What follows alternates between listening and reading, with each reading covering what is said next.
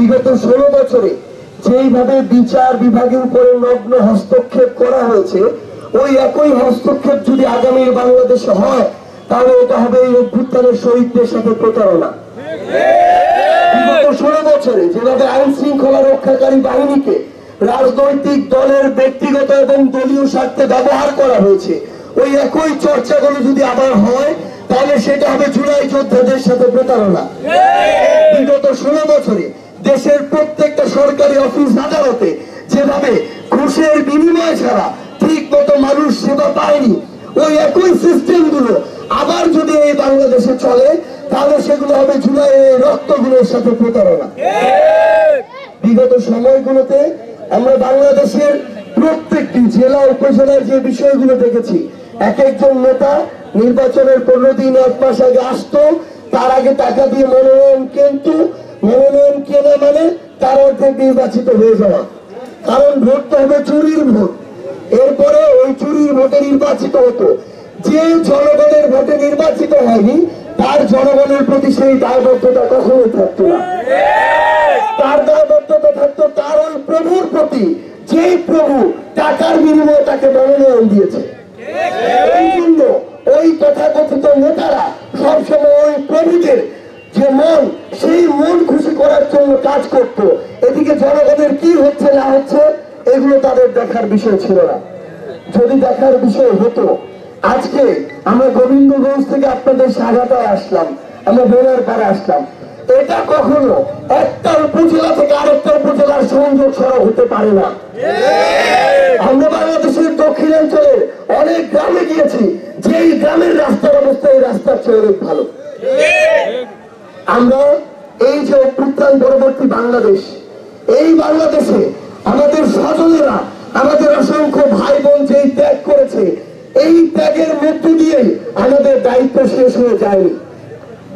আমাদের আপনাদের এই সাগাটার একজন সচল, কয়েকজন যোদ্ধা রক্ত দিয়েছে, কিন্তু আরো তো হাজার হাজার মানুষ আছে। সাগাটা উপজেলাতে আরো লক্ষ মানুষ আছে।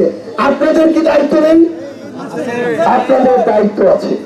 আপনাদের দায়িত্ব হচ্ছে যারা বিগত সময়গুলোতে কিংবা এখন জনগণের কথা চিন্তা না করে, সাগাটার কথা চিন্তা না করে এখনো তোষামি দিতে ব্যস্ত, দালালিতে ব্যস্ত, ক্ষমতার অপব্যবহার করে, চাঁদাবাজি করে, সিন্ডিকেট চালায়, দখলদারিত্ব করে, তাদেরকে আপনাদের প্রতিনিধি হিসেবে আর বাংলাদেশের মানুষ দেখতে চায় না।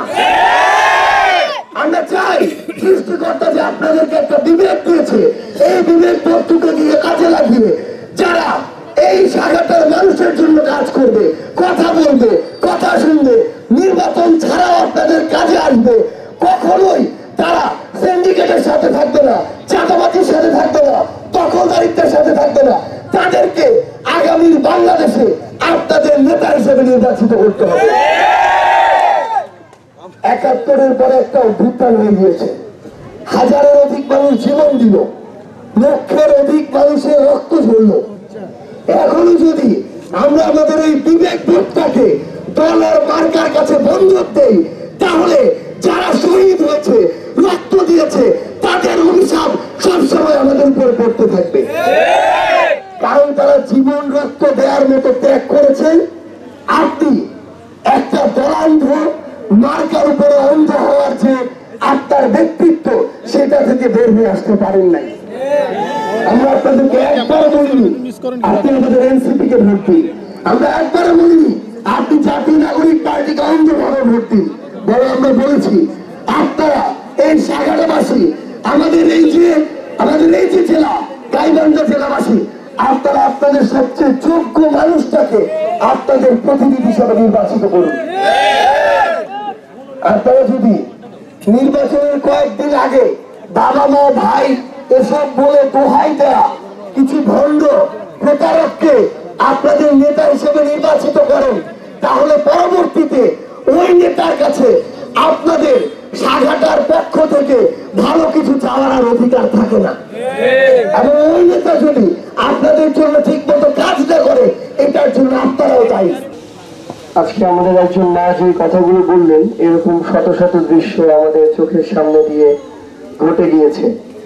5ই আগস্ট সকালে আমাদের 4-5 জন সহযোদ্ধা যখন চানখারপুলে বার্ন ইউনিটের পাশ দিয়ে আসছিল, তখন আমাদেরই কয়েকজন সহযোদ্ধাকে ওই বার্ন ইনস্টিটিউটের ছাদ থেকে শুট করে স্পট ডেট করা হয়েছে, যাদের মাথার মগজ রাস্তায় পড়েছিল। এরকম আমরা অনেক দৃশ্য আমাদের চোখের সামনে হয়েছে, যে সেই 19 জুলাই 20 জুলাইয়ের ওই শুক্র শনিবারে নির্বিচারে মানুষকে গুলি করা হয়েছে। স্কুল, কলেজ, বিশ্ববিদ্যালয়ের শিক্ষার্থী, মাদ্রাসার শিক্ষার্থীরা, এমন অনেকে আছে আমাদের নিজের চোখে দেখা, যে পয়েন্ট ব্ল্যাঙ্ক শুট করা হয়েছে, চোখ থেকে এখানে গুলি করা হয়েছে, চোখটা ঝুলে আছে মুখে, শুধুমাত্র দু একটা ভেইন দিয়ে লেগে আছে।